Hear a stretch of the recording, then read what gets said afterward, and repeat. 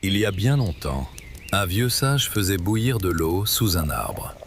Une feuille tomba, portée par un vent inattendu. Et sans le savoir, la première tasse de thé venait de naître.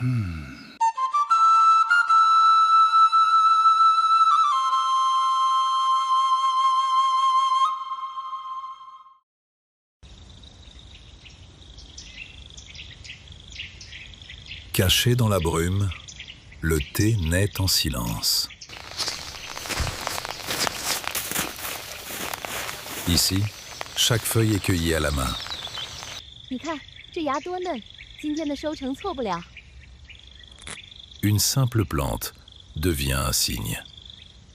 3 traits, comme 3 brins d'herbe dressés vers le ciel, c'est l'origine du caractère de l'herbe, le végétal à l'état pur. Un symbole ancien qui, au fil des âges, s'affine, jusqu'à devenir celui que nous connaissons aujourd'hui.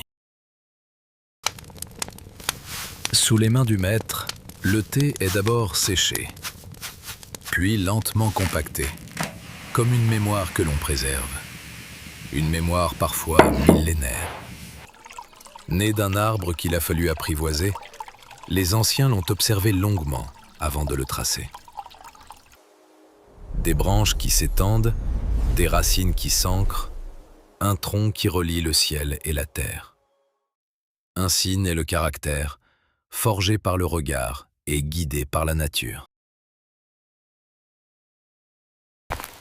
Un homme marche seul dans les montagnes. Louhu observe, écoute et comprend le thé.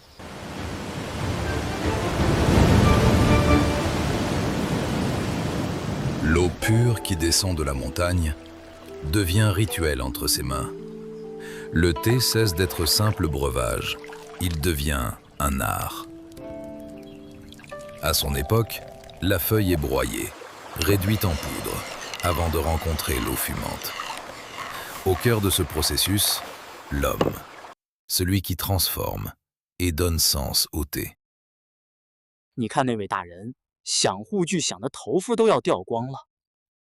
Dans le tumulte des vies, jusqu'au silence des cours impériales, le thé s'invite et unit les êtres au-delà des rangs. Le thé traverse les vies, sans jamais perdre son essence. Alors le pinceau s'élève, l'herbe, l'arbre et l'homme.